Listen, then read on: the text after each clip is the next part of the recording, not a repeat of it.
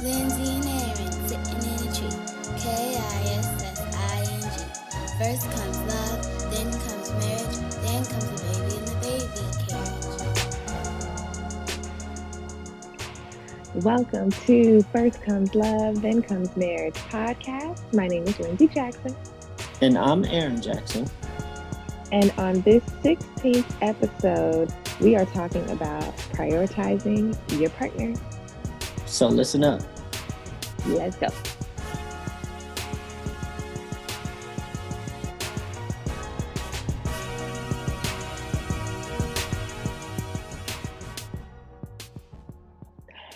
Hey, y'all.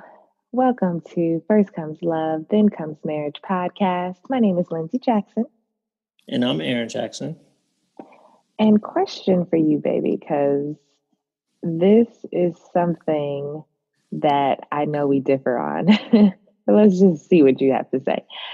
Do I have to be a priority in your life at all times? Or rather, should I be a priority in your life at all times? Well, you are always a priority. Are you always the number one priority? Probably not. I would say no. But like right now, you are in Los Angeles. I'm in New York. We're doing this podcast over a Zoom call. And so the priority was to move out of the apartment, right? To take care of, sometimes you have to take care of business and not take care of the personal stuff. Is business and is personal. So I feel like sometimes you need to take care of business, and that conflicts with personal. Sometimes it meshes, but like right now, I would rather be with you. You would rather be with me, I hope. And it can't be like that right now. And when people are going after their dream job and they have to study real hard to become, I don't know, a registered nurse or a nurse practitioner or something, something difficult, you got to study a lot for. The relationship part could be a distraction, right? And so I feel like you are always a priority. The priority, I'll give it 20% of the time. I mean, sorry. Wow. Sorry. No. I said the wrong number. I meant 80. No. I meant 80% of the time. And then the 20% you won't be. That's what it was. I misspoke. Oh no, that might have been a real number. Freudian slip. That's what they call it. Yeah. No, so 80% of the time it is you. And then 20. Well, you as it comes to what I mean by personal, right? You, action, Christmas, action, our son, Christmas, our dog, personal, family, things. And 20% business. There's also a time where I feel like a person should prioritize their self over their partner, right? We do self-checks and stuff like that. Sometimes my mental health is more important than whatever you got going on, because it's going to help sustain the relationship and stuff like that. So I am, it takes a maturity. It takes finessing sometimes to try to get somebody to understand that right now it's not about you, right? One of our favorite sayings on birthdays is it's not about you. It's about whoever's birthday it is. And I know you say because I'm making good points, No, that was a good point. I don't know about the other things, but keep going. You keep going. So no, just in the end, I just want to say, like, sometimes it's not always about spouse. Everything is about them. It's not all give. It's give and take. And so you are a priority, yes. Sometimes you're not the number one priority. And that's why sometimes I don't answer the phone when you call me 15 times. Okay, we don't have to talk about that. Yeah, okay. So, Lindsey, am I the number one, numero uno priority at all Here's the times? thing. Yes, here's the thing, baby. I think that there is a difference between dating and marriage. And we've talked about this before because when we were dating, you were very important to me, but you were definitely not a priority. I always made sure to make time for you, to see you, to talk to you, to hear you out, to listen, all of that. But you weren't a priority. My school was, or dance was. I put that first. And it got me to where I am in my career and education wise, but you weren't. And I think that when we got married, you're a priority. I think I should always be a priority as a number one priority. I'm just going to say it because I think it's true. It's the same thing that, I always heard about when you become a parent. It's not about you anymore. You are sacrificing for your children. And so I knew that, which is why when we first got married, I was like, we don't want to be parents right away, or I don't want to be a mom right away, because I know that I want to be a good mom. And a good mom to me was prioritizing my children. All that to say that I I prioritize myself because, like you said, it's important to take care of myself in order for me to take care of you, for me to take care of Action, for me to take care of Christmas. And when I prioritize myself, that is me prioritizing you. So you What kind of you should be twisted? you should be prioritizing me as I'm prioritizing myself because it helps the both of us. And I'm just going to leave that point there because I think that it just needs to sink into everyone's minds and it makes sense. Can you repeat that one more time, just for clarity? So your argument is that you are always the priority, and by you being the priority, I am the priority. Exactly. It makes everything run smoothly. And I think the sooner you recognize that, the better it'll be. It's the saying you always say, but it's just flipped into maybe more words. Happy wife, happy life, all of that. It's the same thing. So the moment that that 20% that you say you don't prioritize me or this family, that is the moment when it falls apart. So I'm just gonna put that out there. I'm not saying you do anything wrong. I just think it's interesting that I prioritize you by prioritizing me and you don't do the same. So I don't know. It's interesting. I agree with you though. There of course there's no such thing as always, right? So there's a give and take. Sometimes other people come first. Sometimes business comes first. Like you said, you're in New York, I'm in LA. This podcast was not a priority, but we said, you know what? We have time right now. It is Thursday night. We're going to push this out and we're making it work. So, you make time for what's important to you. You make time for what's important to you. I would like to I rebut whatever you just said about the priority. I would like to say that if I was prioritizing myself, thus helping, so it doesn't work It opposite. So doesn't if work for you. Yeah, it won't work for you. So, just to be clear, it does not work for you. It might seem like is it a gender thing or is it just the type of personalities that we have? Yeah, I think it's the type of relationship that we have, the type of personality, the type of person that I am. You knew who I was when you married me. I have not changed as far as my love Being language is selfish. concerned. No, rude. My love language, which we talked about before, my love language is time. And even when we were dating, that has not changed. I'll be on the phone with you like, hey, where you going? I thought we were falling asleep together. So, There you have it. Welcome everybody to the Am I Wrong segment of the show. I have something that's very interesting because we're married and we haven't talked about hair yet, but I recently cut my beard. I've had my beard for 2 years. I mean, when I found out Lindsey was pregnant, I cut my beard and I grew it for as long as my son has been born. And I just cut my beard. It's down to like a 5 o'clock shadow. By the time people are listening to it, it's probably turning back into a full grown beard the way my hair grows. But am I wrong?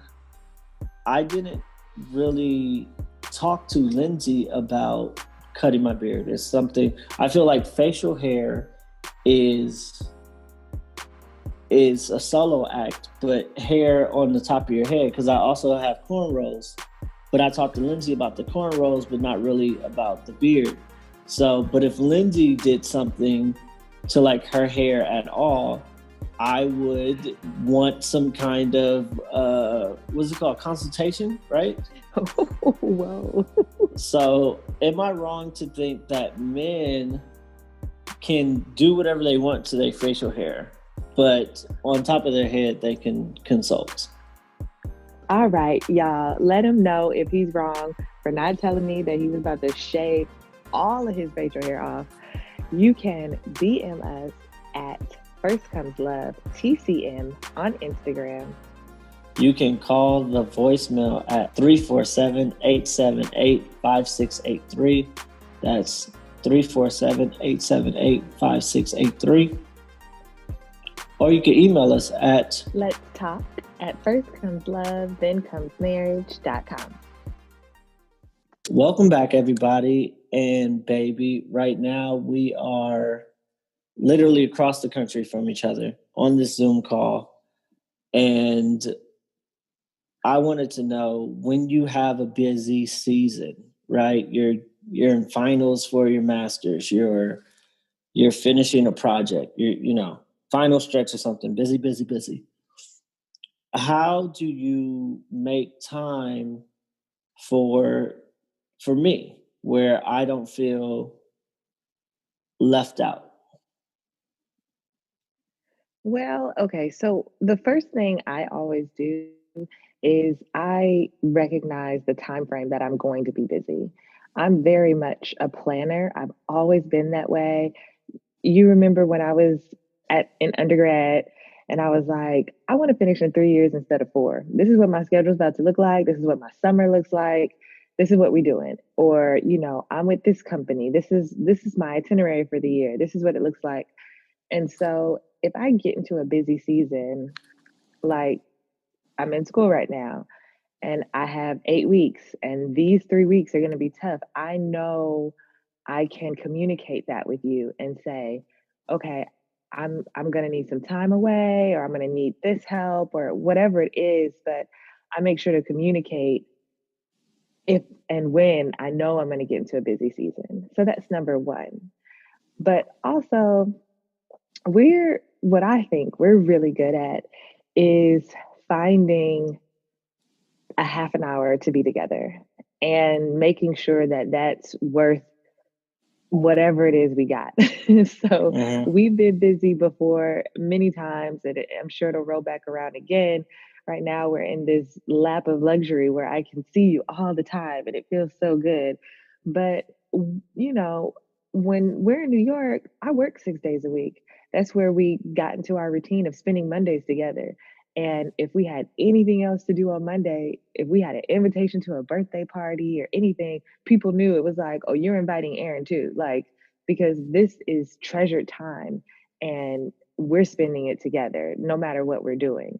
Same thing here. If we only have 30 minutes to spend together, we're eating breakfast together. We make sure that we do it and we put it in somewhere. And so I think that I just recognize how I'm feeling. And usually if I'm not feeling so great, it's because I miss you, or, and I need to spend a little bit more time with you because you're the person that I'm most comfortable with. So I check in with myself And then I'm like, okay, how can I fit time in wherever I can fit time in and make sure that we have it, whether it's 30 minutes before we go to bed, we wake up early, but I have time with just you. So Yeah, that's that's what I good. do. I What do uh you I do? remember I remember when I was busy, I was working a lot at the restaurant Tavern on the Green in New York City. One of the first things that you did when I was super busy, because I didn't recognize my busy season like you did. I just fell into, oh, it's busy. I have to work 12 hours. I'm busy. I'm busy. You communicated like, hey, you need to spend time with me, right? And I listened, and even it was a simple thing as, watching a one TV show at night, right? But we always watched the one TV show. Or actually, it wasn't even at night, it was in the morning. We were watching Scrubs in the morning, and that was our thing that we did. We did something together that, it might not be all a field trip or anything like that, but at least we know that we're still here for each other. It's kind of like a pat on the back, or when people just like, oh, I got you.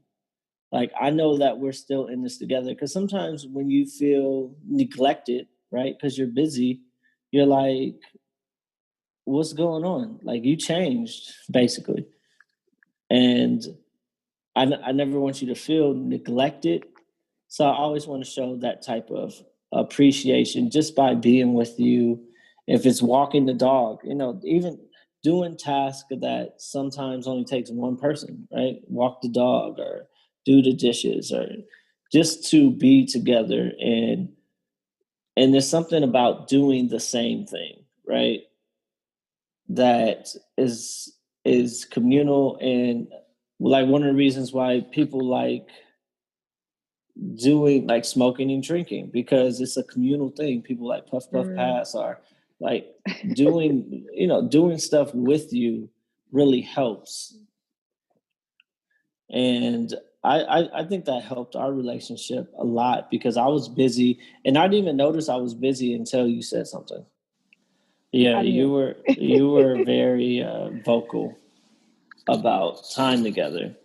And you're a demanding person, right? You're one of those relationships where I have to always be on my toes. You're not like a chill relationship. It's work. not with you. But I am chill with other people, oh yeah, yeah. Well, to be clear. I'm only talking about me. Okay. So Yes. being with you is work, but it's worth my while, and you just have to make time, right? You like you said the first segment, you make time for what's important. And if these 30 minutes together, it becomes more important, that 30 minutes becomes more important than whatever I'm doing for the other hours of the day, right? Because this is what's making you happy. So I guess it's the priority of the priority that you prioritize. There you go. There you have it. Do you have signs that remind you or clues that'll remind you? Do I have clues? Like when you get busy, you're like, oh, I need to check in. Because I don't know, I was thinking about that because I don't think that you do actually. That's like what you said, like you didn't know and I had to say something.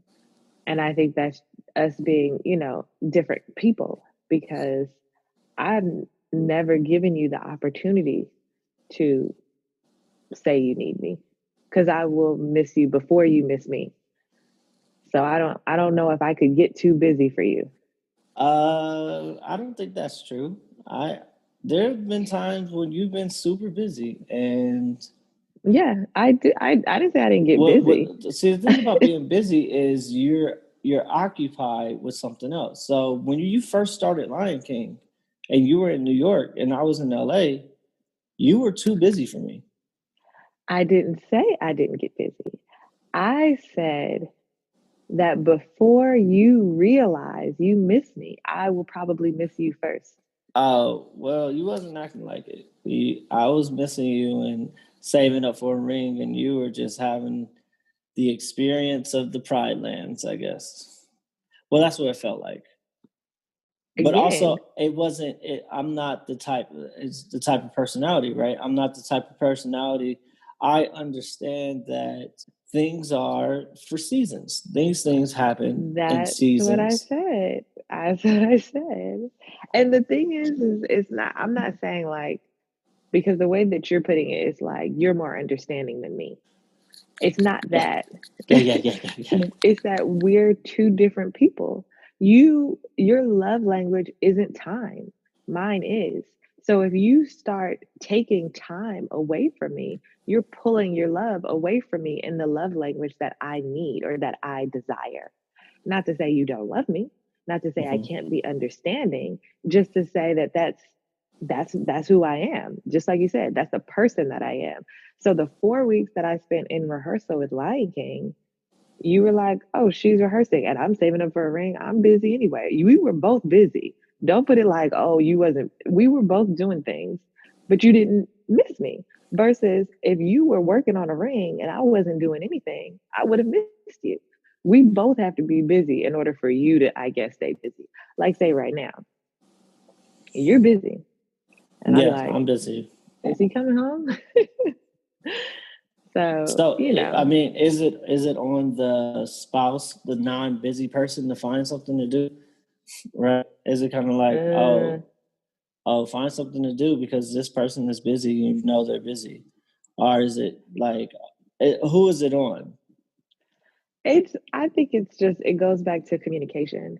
If you're the type of person where if it doesn't bother you, it doesn't bother you, and you don't need to change that. And I'm the type of person where I can be understanding up until a certain point, and then I'm going to vocalize and say, hey, let's go out on a date. I need to do something with you. Like, let's play Scrabble together. Let's do something.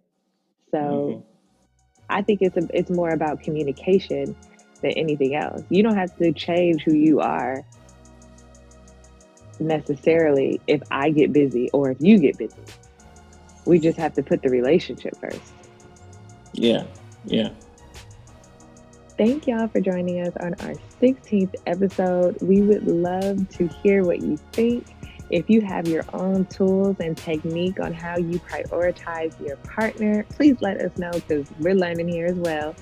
And you can DM us on Instagram at First Comes Love TCM. Or you can call the voicemail at 347 TRU-LOVE. That's 347-878-5683. Or you can email us at Let's Talk at firstcomeslovethenComesMarriage.com. See you next Friday.